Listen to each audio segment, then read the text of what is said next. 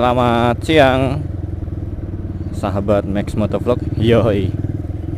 Jadi semalam itu saya, Ilham Agung dan Septiar menghadiri sebuah launching.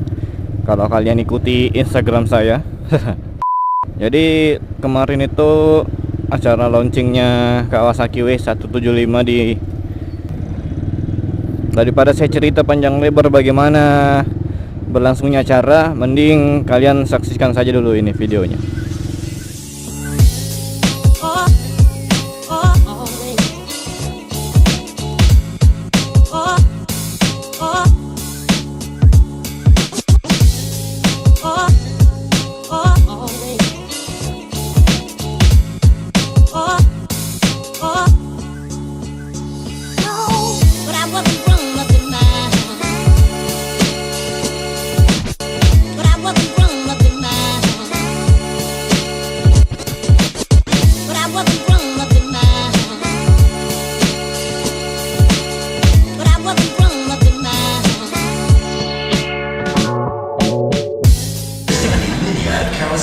Sekarang kita sudah di lokasi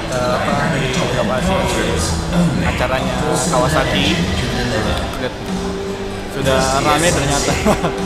Nah, kita sudah bareng dengan vlogger Makassar.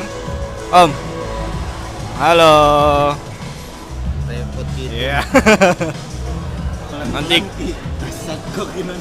lihat rundown acaranya. Ini masih opening, Di. Ini masih opening, sebentar lagi sambutan. Terus pemutaran video profil. Oh, sebentar, ini yang nomor 6 baru prosesi launching. Kita tunggu saja sampai launching motornya. Kita lihat bagaimana bentuk motornya setelah tiba di Makassar. Apakah ada yang berubah atau tambah keren? Jadi kita ikuti saja acaranya ya. Oke.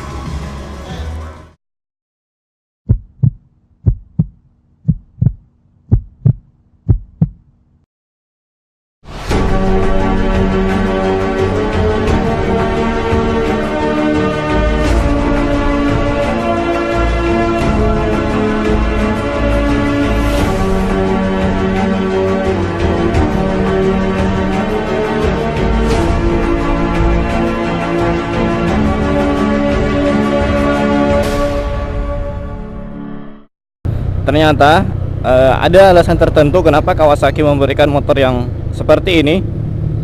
Alasan pertama karena memang Kawasaki ingin memperluas ini ya, memperluas pasarnya. Jadi bukan cuma para pecinta motor yang pada umumnya, tapi Kawasaki juga ini melirik pasar-pasar modifikasi motor Indonesia. Makanya kenapa mereka meluncurkan W175 dengan model retro klasik ini.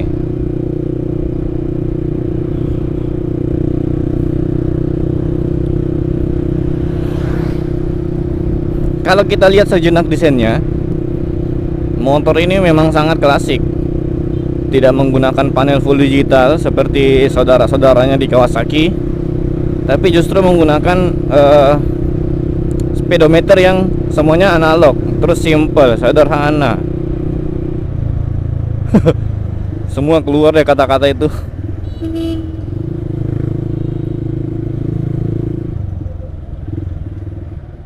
Jadi ini penjelasan Bapak Heri mengenai semua pertanyaan-pertanyaan tentang Kawasaki W175 itu. Motor ini kita masih pertahankan speedometer yang klasik. Kenapa? Karena speedometer klasik ini memang sangat cocok dengan motor yang seperti ini. Kita tidak mengganti yang digital, tetapi kita mempertahankan speedometer yang analog klasik, tapi tetap futuristik. Di multi replicon kita memakai headlamp yang bulat dan besar.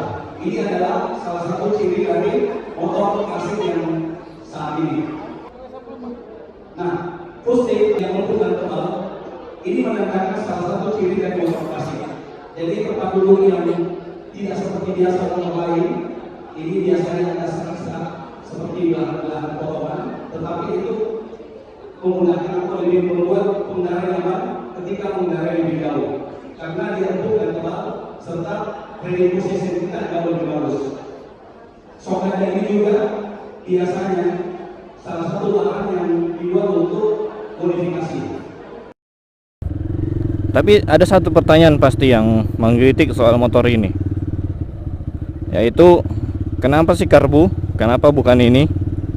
Di saat semua produsen-produsen motor itu berlomba-lomba membuat injeksi yang terhemat dan terefisien. Nah, kenapa W175 berani hadir dengan mesin karbu? Jadi sasarannya ini para builder, motor builder dan modifikator yang selama ini susah mencari mesin seperti mesinnya W175. Makanya Kawasaki menghadirkan mesin yang seperti itu. Modelnya pun dibikin retro klasik karena tren modifikasi Indonesia sekarang mengarah ke situ dan Kawasaki melirik hal itu. Jadi bersyukurlah kalian para modifikator yang dulunya susah mencari mesin seperti W175, sekarang sudah mulai gampang dengan hadirnya motor baru dari Kawasaki ini. Oh ya, satu lagi jawaban dari Kawasaki mengenai mesin karbu ini, yaitu biar gampang maintenance-nya. Wis ninja tuh. Woi. Jadi biar maintenance-nya gampang, makanya dikasih karbu. Nah, kalau Kawasaki bilang mesinnya pakai karbu dengan alasan mudah maintenance, berarti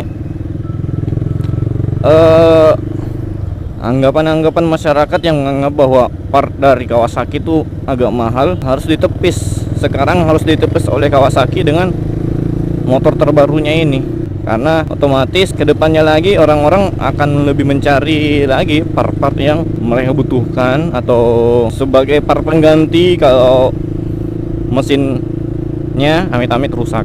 Seperti itu sih pandangan saya. Tapi kalau kita kembali lagi melirik model motornya, ini gayanya retro klasik, keren sih. Ada 4 warna. Ini kalau tidak salah ada hitam, silver, putih, sama satu lagi apa ya? Oh ya, kalau di Makassar itu motor ini ada 2 tipe, ada yang standar dan ada juga tipe special edition. Untuk standarnya sendiri dipasarkan dengan harga ini. Nah, terus untuk special editionnya dipasarkan dengan harga yang itu.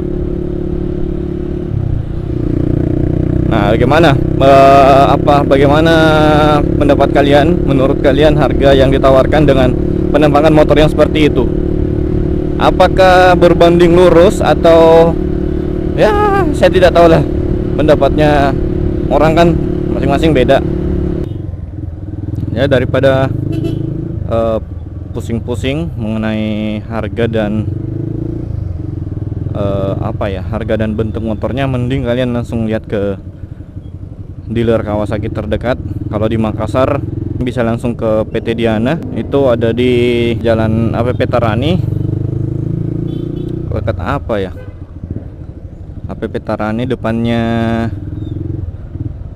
gedung wartawan. Jadi kalian bisa langsung ke sana, bisa ngobrol-ngobrol lebih dalam lagi tentang motor ini. Siapa tahu kalian minat, langsung bisa beli.